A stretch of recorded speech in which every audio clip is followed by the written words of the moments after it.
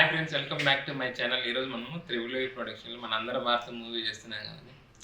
Movie కొంచెం late అవుతుంది. దాంతో పాటు ఏంటంటే మనం కాన్సెప్ట్ ఏంటంటే మూవీ జనాలు మార్చడం కోసమే కదా. మనం ఇప్పుడున్న సమాజంలో ఎక్కువగా లాస్ అయ్యేది ఏంటంటే మూఢనమ్మకాల గురించి. మూఢనమ్మకాల భయము, అది భయపెట్టిస్తున్నారు మూఢనమ్మకాలు. ఈ ఆస్ట్రాలజీ కానీ కొంతమంది వదిలే వాళ్ళ పేర్లు ఎందుకనే అందులో భాగంగానే మనిషి ఎందుకు భయపడతారు, అసలు మనం ఎందుకు జనరల్గా జరిగే విషయాల్ని ఆస్ట్రాలజీ అని చెప్పి మనుషులకి హార్ట్ అటాక్లు వచ్చి బీపీ వచ్చాక ఇది చేయకపోతే ఇలా అయిపోతావు, ఇలా చేయాలి, అలా చేయాలి, ఇలా చేయాలి అని బెదిరించడం వల్ల మనం భయపడిపోతున్నాము. జరగకపోయినా జరుగుతుందని ఒక భ్రమలో తిరుగుతున్నాము. దాని నుంచి ఎలా అది వాస్తవమా కాదనేది ఈరోజు డిస్కషన్ చేద్దాము. ఇందులో భాగంగానే మా వేణుస్వామి ఉన్నాడు కదా, ఆ వేణుస్వామి శిష్యుడు వచ్చాడు. ఒకసారి ఆయన మాటల్లో చూద్దాం ఏం చెప్తాడు. ఆయన చూపిస్తే నమస్తే అండి, నేను వేణుస్వామి గారి శిష్యుడిని. ఆయన చెప్పినట్టు దాదాపు అన్ని నిజాలు ఉంటాయి, అది మీకు కూడా తెలుసు ప్రేక్షకులకి. కాదన్నా, ఇప్పుడు నా మెయిన్ సెట్ ఏంటంటే అసలు ఆస్ట్రాలజీ అనేది ఏమీ ఉండదు, అదొక ఫేక్. ఫేక్ అని ఎలా చెప్పగలుగుతున్నారు? ఓకే, ఇప్పుడు నేను అనేది ఏంటంటే మనిషికి అవసరం ఏది? ఆకలి. ఓకే, ఆకలి, ఆరోగ్యం, తిండి, బట్ట, ఇల్లు అంటారు. ఓకే, ఈ మూడు ఇంపార్టెంట్. మధ్యలో ఇవి ఎక్కడి నుంచి వచ్చాయి? మీ ఆస్ట్రాలజీ శాస్త్రాలు, మూఢనమ్మకాలు అంటే పుట్టినప్పటి నుంచి మొదలవుతాయి కదా నక్షత్రాలని, గ్రహాలు, నక్షత్రాలు. ఓకే, మీరన్న దాంట్లో నక్షత్రాలు మన కోసమే లేదు కదా, భూమి మీద ఉన్న జీవులు కూడా ఉన్నాయి కదా. ఇప్పుడు మన మీదనే కోర్ చేసి వాటికి ఏం లేదు కదా, తింటున్నా ప్రశాంతంగా ఉంటున్నాయి కదా. ఏంటి ఆ నక్షత్రాలు వచ్చి మనుషుల్ని తప్పుతున్నాయి. ఇప్పుడు చీమల్ని, చెట్లని, ఆవుల్ని, అడవులు కొన్ని కోట్ల జీవులు ఉంటున్నాయి. అవి చేయలేదు కదా. తిది, నక్షత్రం అని, గ్రహాలని పేర్లు పెట్టి కూడా పెడుతున్నారు కదా. దాన్ని బట్టి అయినా నమ్మాలి కదా ఆస్ట్రాలజీని. ఆస్ట్రాలజీ నమ్మడం వల్ల ఏంటి ప్రయోజనం? నమ్మకపోవడం వల్ల వచ్చిన జంతువులతో పోలుస్తాం అబ్బా. ఇప్పుడు జంతువులు ఏమన్నా ఆస్ట్రాలజీని మనం నమ్మి మనం ఏం సాధించాము, కొట్టుకుంటున్నాము, నోరు తెరిస్తే అబద్ధాలు, రూపాయి కోటి రూపాయలు అని చెప్పుకొని బిల్డప్ తెచ్చుకొని నాకు వాల్యూ ఇయ్యని కొట్టుకొని చచ్చిపోతున్నాను తప్ప. జంతువుకి మనిషికి తేడా అనేది ఉంటుంది కదా. మనిషికి జంతువులు ఒకటేలా అనుకుంటే ఎట్లయితే కదా. జంతువులు ప్రశాంతంగా ఉన్నాయి కదా. అదే నేను అనేది అవుట్కంటే మనిషికి తెలివి ఉంటుంది, ఆలోచన ఉంటుంది, దాని దగ్గర బ్రెయిన్ ఉంటుంది అన్న. జంతువులాగా మనిషి కూడా ఆలోచన చేయాలంటే ఎట్లయితే అట్లా. ఇప్పుడు వాటికి ఆలోచించే కదా మన లెక్క రాక్షసుల లెక్క తయారయ్యట్లేదు, మనం ఒక సైకిల్ లెక్క తయారయ్యాము. ఎట్లా అంటే ప్రతి ఒక్కటి నాకు వాల్యూ ఇవ్వాలి, లేదంటే ఆయన చంపేస్తా, పొడిచేస్తా. ఓకే, నాకు బాగలేదు, ఓకే నాకు అది అడ్డం, అంటే మనం కష్టపడేది లేదు. మీ ఆస్ట్రాలజీ అడ్డం పెట్టుకుని మీరు ఏం చెప్తున్నారు తెలుసా? చెప్పండి. పని చేయకన్నా పని తప్పించుకొని దేవుడు అని, ఓకే దేవుడు పూజించమని చెప్పలే. దేవుడు ఓకే, ఇప్పుడు అమ్మలాగా దేవుడు అన్నప్పుడు బిడ్డ ఎప్పుడు తల్లి నుంచి ఏమి ఎక్స్పెక్ట్ చేయదు, తల్లి ఎప్పుడు బిడ్డ నుంచి ఎక్స్పెక్ట్ చేయదు. ఓకే, ఇప్పుడు దేవుడు మీరు నాకు టెంకాయ కొట్టండి అని అడగరు. ఓకే, అది పక్కకి పెడితే మీరు ఎలా చెప్తారు? దేవుడు టెంకాయ కొట్టకపోతే, ఈ పూజ చేయకపోతే, 10 లక్షలు పెట్టకపోతే నీకు బాధలు వచ్చేస్తాయి అంటే దేవుడు నేను చంపేస్తాడు, పొడి చేస్తాడు అంటే ఇప్పుడు దేవుడు డబ్బులు కావాలి. డబ్బులు మనం కదా క్రియేట్ చేసుకున్నాం. మీ ఆస్ట్రాలజీ ఎక్కడి నుంచి వస్తుంది? ఇది చేస్తే అది అవుతుంది, నీ శాంతి అనేది ఎక్కడ ఉంటుంది అసలు? సో ప్రాబ్లమే లేదు, దానికి మళ్ళీ శాంతి పూజలు అని చెప్పి మీరు బతకడం కోసమే కదా, మీరు డబ్బులు సంపాదించుకోవడం కోసమే కదా. మీ వేణుస్వామి ఏం చెప్తాడు చెప్పు? అది చేస్తే ఇది చేస్తే అంటే ఇంకా కామన్గా జరుగుతాయి. మనిషి అనేది ఏముంటుంది చెప్పు? ఆకలిస్తుంది. జనాలు నమ్మితే మోసమే చేస్తారు. ఇప్పుడు ఎలా అంటే మనం మనిషి కదా మారాలి. మోసం చేసి అన్న నీకు బాధలు వస్తున్నాయంటే మన బాధ దేన్ని ఫీల్ అవుతున్నాం? మనం కష్టపడకన్నా లక్షలు వచ్చేయాలని ఫీల్ అవుతున్నాం. బాధ అని మనం అది ఫీల్ ఎలా అవుతాం? అది మన బాధ్యత అని ఫీల్ అయితే ప్రాబ్లం లేదు కదా. ఓకేనా? ఇప్పుడు నువ్వేమంటావు? ఓకే, ఆ మంత్రాలు రోజుకి వెళ్ళి కూలి చేసుకుంటే నీకు 500 వస్తాయి. నీకు మంత్రాలు చదివితే వస్తాయా? హోమాలు చేస్తే వస్తాయా? రాదు కదా. ఇప్పుడు నీకు ఆకలి తీరుతుందో చెప్పు. ఇది ఒక మాట చెప్పు. మీ ఏమి సాంకుదాము దిలాకుంటే చెప్పు. అన్నం తినకన్నా మంత్రాలతో ఆహారం తినకన్నా మీరు కనుక్కోగలరా? అప్పుడు నేను ఒప్పుకుంటాను. చెప్పు. మీరు అలా అనుకుంటారు. నేను కూడా ఛాలెంజ్ చేస్తాను. అంతరిక్షంలోకి రాకెట్ పంపాలంటే కూడా డేటు టైం క్షణం చూసుకుని పంపిస్తారు. మరి అది ఎలా నమ్మదు? అది ఎలా కన్ఫర్మ్ చేస్తాను? అంటే రాకెట్ దానికి ఎలా నేను చెప్తాను, దానికి ఆన్సర్ చెప్తాను. చెప్పండి. ఓకే, డేటు రాకెట్ టైం ఎందుకు చూసుకుంటారంటే టైము వాస్తు అంటే ఇప్పుడు మన సంవత్సరం కూడా ముహూర్తం పెడతారంటే నేను అదే చెప్తున్నా. మొదలు అది కాదు టైం వేరు, మీ ఆస్ట్రాలజీ వేరు. ఓకేనా? అదే నేను అనేది టైం అనేది ఇప్పుడు మనిషికి ఎలా పోలారో ఎట్లా కన్ఫ్యూజ్ అయిపోతుందో గుర్తు పెట్టుకున్నాం. ఒక టైంని విభజించుకుంటే మనం పని చేసుకోవడానికి యూస్ఫుల్గా ఉంటుంది అని చెప్పి సంవత్సరం, నెలలు, రోజులు గంట నిమిషాలు పెట్టుకున్నారు. ఓకే, ఇప్పుడు ఏ టైంలో ఇప్పుడు నైట్ చీకటిగా ఉంటుంది, నైట్ పోలేం కదా, పొగలేకపోతాం కదా. అలాగే మరి పగలు 12 గంటలు ఉంటుంది, ఉదయం 9 గంటల నుంచి పొద్దున 6 గంటల నుంచి సాయంత్రం 6 గంటల టైం ఉంటుంది. మరి ఈ టైంలో ఎప్పుడైనా పెట్టుకోవచ్చు, పర్టికులర్ ఏ టైంలోనే 3 గంటలకి 4 గంటలకి ఎందుకు పెట్టుకుంటారు? మరి అది టైం చూసి ముహూర్తం చూసి కదా పెట్టుకోవాల్సింది, అది ఎందుకు చూస్తున్నారు? ముహూర్తం వేరు, టైం వేరు. ఓకే, ఫుల్ వేరు. ఓకే, ఈ టైం చూసి ఎందుకు పెట్టుకుంటారు అంటే క్లియర్గా వేయదు. ఓకే, ఉదయాన్నే అంటే నైట్ అంటే సూర్యుడు ఉండకపోవడం వల్ల చల్లగా ఉంటుంది, మేఘాలు అడ్డం వస్తాయి కొన్ని, అంటే వెళ్ళే డైరెక్షన్లో.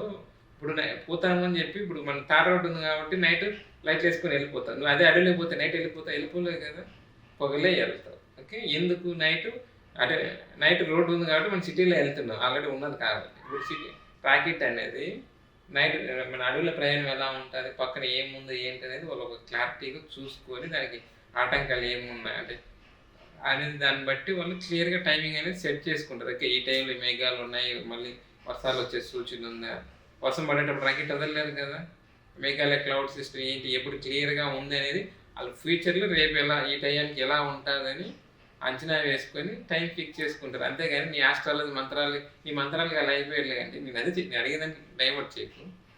ఆకలి కాకుండా నీ మంత్రాల ద్వారా ఏమన్నా ఉంటుంది చెప్తానంటే చెప్పు.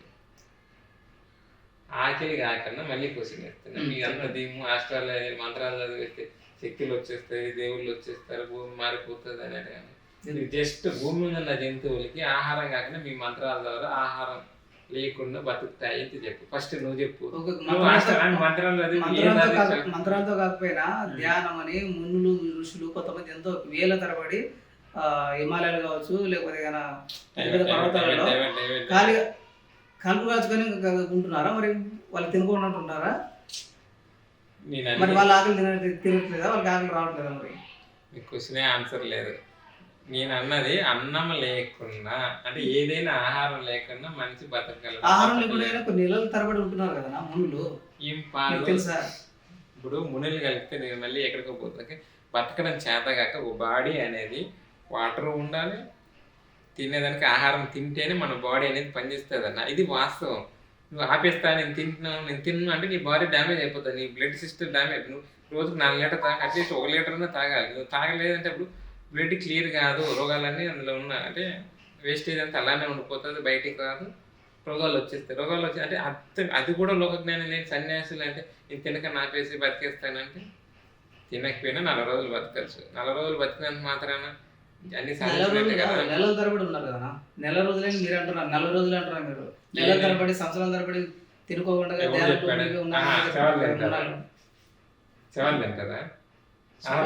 ఆహారం తినుకోవడం ఉంటున్నారు కదా, నీళ్ళు మూర్ఖత్వం. ఓకే, నేను అనేది తింటాను కదా పక్క. ఫస్ట్ నీ మూఢనమ్మకాల గురించి ఆస్ట్రాలజీ గురించి అన్న, వేణుస్వామి గురువు అన్న, ఈ గురువు ఏం బీకాడో చెప్పు ప్రస్తుతానికి. టీవీలో మొత్తం కనబడుతుంది ఆయన ఏం చేశాడు ఇంకా అనేది పర్టికులర్ అంటే ఏం చేశాడు టీవీలలో పేపర్లలో. అది కాదమ్మా, జనాలు మీరు మోసం చేయడం అనేది పక్క బీ క్లారిటీ. జనాలు మీరే మారాలి. మీరు భయంతోనే వాళ్ళు అంటే గుడ్డ ఎక్కడ రాయి వేస్తే ఎక్కడో పడుతుంది, వేసిన రాయి అయితే ఇప్పుడు 10 రాళ్ళు తీసుకొని వేస్తే చెట్టుకి ఏదో కాయ పడిపోతుంది. అలానే అంటే మనిషికి అన్నాక బాధలే వస్తాయి, గుర్తుపెట్టుకోండి. ఒక జీవి అన్నాక సమస్య అనేది ప్రతి ఒక్క జీవికి వస్తుంది, ప్రతి ఒక్క మనుషులకి బాధలు అనేటివి వస్తాయి. ఎందుకంటే మనం కష్టపడం కాబట్టి. కష్టపడకన్నా ఈరోజు శుక్రవారం, ఈరోజు మంగళవారం ఈ పిల్ల అడ్డం వచ్చింది, ఎలకడ్డం వచ్చింది, కుక్క అడ్డం వచ్చింది, ఏ జంతువులు అంటే అప్పుడు కలిపితే తప్ప మనం వాళ్ళు ఏం చేయవు. పిల్లి వచ్చి మనం వాళ్ళు ఏం చేయదు. ఓకేనా? ఇప్పటికైనా మారండి. రెండోది ఏంటంటే మీరు కష్టపడతా ఉంటే డబ్బులు వస్తూ ఉంటాయి. కష్టపడకన్నా శుక్రవారం, మంగళవారం, పండగ, పబ్బాలు అన్ని రోజులు వదిలేసుకొని ఖాళీగా వీళ్ళు చెప్తూ ఉంటారు. వీళ్ళకి పని పాట ఉండదు. వాళ్ళు బతకడం కోసం ఇంకొని జోగులు పెడితే నోట్లు పెడితే పీక్కొని బతకడం చేతగాక భయపెట్టి ఇచ్చేస్తారు. ఓకే, నువ్వు ఇది పూజ చెయ్యి, ఇది చెయ్యి, ఇది చేయకపోతే నీకు అది దోషం, ఇది దోషం. ఇక్కడ ద్రోహాలు గీహాలు ఏమి ఉండవు. అంటే మనుషులకు ఒక్కడికే ద్రోహాలు ఉన్నాయి. గ్రహాలన్నీ వచ్చి మనుషుల మీదనే పడుతున్నాయి. ఇట్లా భూమి అట్లా గ్రహాలు లక్షలు ఉన్నాయి, సూర్యులు లక్షలు ఉన్నాయి.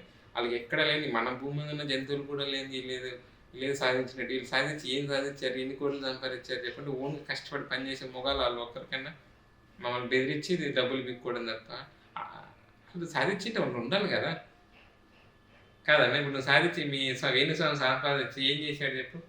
అసలు ఒక్క సమాజానికి పనికొచ్చేది ఒక్క పని చేశాడా? ఎన్నో చేశాడు కదా, ఎన్నో పూజ కార్యక్రమాలు చేశాడు, ఎంతో మంది జీవితాలు పూజలు బాగుపరిచాడు. చేస్తారా? ఇప్పుడు నాకు ఎంతో అన్నం మంది పెడితే జీవితాలు ఇప్పుడు బాగుపరిచాడు. నాకు ఆకలిగా ఉంది, నాకు అన్నం ఆయన పెడితే చేసిన చెప్తుందా? పూజల వల్ల ఎంతో మంది గండాలు తప్పాయి, ఎంతో మంది ప్రాణాల నుంచి బతికినారు, చూడండి ఆపదల నుంచి. ఆ గండం అనేది ఎవరితో రాదు, మనుషులతోనే వస్తుంది. ఇక్కడ మనిషి గండం. ఇప్పుడు మనుషులు కదా మారాలి. ఇప్పుడు నేను కొడతానా కొట్టనా అవి జ్యోతిష్యం చెప్పు. ఏంటిది? ఇప్పుడు నేను కొడతానా కొట్టనా జ్యోతిష్యం చెప్పు. మంచి బిహేవియర్ బట్టి ఉంటుంది కదా, కదా. ఇప్పుడు నేనేం చేయాలనేది నా చేతుల్లో ఉంటది. నువ్వు జ్యోతిష్యం చెప్తే నువ్వు నన్ను కొట్టేవా నాపిస్తావా? చెప్పండి, ఏదో చెప్తున్నారు కదా అని. నాగనే కాదన్న. ఇప్పుడు నేను జ్యోతిష్యం కాదు ఫ్రెండ్, ఛాలెంజ్. ఇప్పుడు నేను కొడతానా కొట్టను, నువ్వు జ్యోతిష్యం చెప్పు. నేను కొడతానా కొట్టను, నేను జ్యోతిష్యం చెప్పు. అది నా చేతుల్లో ఉండాలి, నా మానవత్వం ఉండాలి. నేను మనిషిలాగా నేను కొట్టకూడదు అనుకుంటే నేను కొట్టను. నువ్వు కొట్టేవాడిని నువ్వు ఆపాలి. నువ్వు బండిలో పడిపోయేది, నువ్వు బండి మీద పోతా ఉంటారు. బండి మీద పోయేవాడు ఎప్పుడొకప్పుడు యాక్సిడెంట్ అవుతాడు. ఎందుకంటే పోయేది ½ అవర్లో మన బ్రెయిన్ కంట్రోల్ ఉంటుంది. నువ్వు 1 అవర్లో పోయినావు, లేదా నీకు మానసిక బాధలు ఉన్నాయి, బయట డబ్బులు సమస్యలు, ఇంట్లో బాధలు, ఆఫీస్ బాధలు ఉన్నాయి, ఆలోచన మైండ్ వెళ్ళిపోయినప్పుడు యాక్సిడెంట్ అవుతారు. ఓకే, నువ్వు యాక్సిడెంట్ ఆపగలుగుతావా? నేను ఆపడం కాదన్నా చెప్పేది. యాక్సిడెంట్ నువ్వు ఎట్లా అనుకుంటున్నావు? యాక్సిడెంట్ ఒకటేనా నీకు ఆపద అంటే? ఏదైనా చెప్పబ్బా, ఓన్లీ వెహికల్స్ లో వెళ్ళే ఎగ్జాంపుల్ చెప్పి ఏది ఆపుతారు చెప్పు. ఓకే, ఇప్పుడు పిల్లటం వస్తుంది. ఓకే సరే, వాస్తు అంటారు. దేనికి వాస్తు ఎక్కడ ఉండాలి? ఈశాన్య ఎవరికి ఈశాన్య? ఇప్పుడు మనకి ఈశాన్యం ఇంకొక అగ్నేయం అవుతుంది. దానివల్ల వచ్చి మనం చంపేస్తారు. అంటే ప్రాణం లేని వస్తువు వచ్చి ఇసుక సిమెంట్ వచ్చి భూమి మీదనే అవి వచ్చి నేను చంపేస్తాయి, నన్ను వచ్చి చంపేస్తాయా? ప్రాణం లేని వస్తువులు వచ్చి ఎందుకు చంపుతాయి? ప్రాణం ఉన్న మనుషులే కదా చచ్చిపోతున్నాం మనం. ఇప్పుడు చెప్పు, అంటే ఇప్పుడు ఇల్లు వాస్తులు కట్టుకోవాలి, దాన్ని కట్టుకోతే వచ్చి చంపేస్తుంది. నేను నీకు డబ్బులు ఇచ్చేస్తే అంటే అబద్ధం నిజమైపోతుంది. అబద్ధం నిజమైపోతుంది సార్. చూడండి వీళ్ళంతే. ఇప్పుడు నాకు కూడా ఒక అతను మహానుభావుడు ఈ ఇల్లు గృహప్రవేశానికి తెలిసిన ఫ్రెండే కదా, ఎవడో తెలిసిన ఫ్రెండే, మాకు ఆల్రెడీ ఎగ్జిస్టింగ్ చెప్పుకొని 6 8 ఆ పక్కన స్వామి చేసిన 5000 అన్నాడు. సరే అన్న అతను గృహప్రవేశానికి చెప్తే ఇలా అంటే, అసలు నువ్వు ఎందుకు కాదు 30,000 అవుతాయి, ఆ ఉమ్మం ఈ ఉమ్మం ఇవన్నీ చేయాలన్న. ఓకే, అది పక్క 30,000 ఇస్తే నేను హిందువు నిరూపించుకోవాలా, లేదా అప్పుడు నేను ద్రోహాలు అంటే దోషం వచ్చి ఏం చేయదు. ఓకేనా, ఇలా ఉంటారు. ఇది పక్కకి పెడితే ఒక జోక్ ఏంటంటే, నేను కారు కొన్నాను. కారు కొన్నప్పుడు 5,000 పెట్టి పూజ చేయించాను. ఓకే, నేను బండి కొన్నా, పూజ ఏం చేయలే, నేనే డ్రైవింగ్ చేశాను. ఇంతవరకు యాక్సిడెంట్ కాలే. కారు కొన్నా, డ్రైవర్ని పెట్టుకున్నా, డ్రైవర్కి డ్రైవింగ్ రాదు, డ్రైవింగ్ వచ్చింది చెప్పాడు. 5,000 పెట్టి పూజలు చేసి హోమాలు చేసి ఎత్తి స్టార్టింగ్ ఓలలో పెట్టి స్టార్టింగ్ స్టెప్ ఎత్తుతానే పోయి కొట్టాడు. బంపర్ ఎగిరి పట్టదు. 10,000 మళ్ళీ బొక్క 10,000. అప్పుడే ఆగిపోయా మీ శక్తులు, మీ మంత్రాలు, మీ పూజలు. నువ్వు సరైన పర్సన్ పెట్టుకోకపోతే అలాగే కరెక్ట్ పర్సన్ పెట్టుకోవాలా? దానికి నువ్వు పూజల మీద ఎలా ఊహించుకుంటే ఎలా క్యాచ్ చేస్తున్నా? ఇప్పుడు నేను అదే డ్రైవర్ ఇప్పుడు అనుభవం లేని పెట్టుకుంటే అలాగే జరుగుతాయి మరి.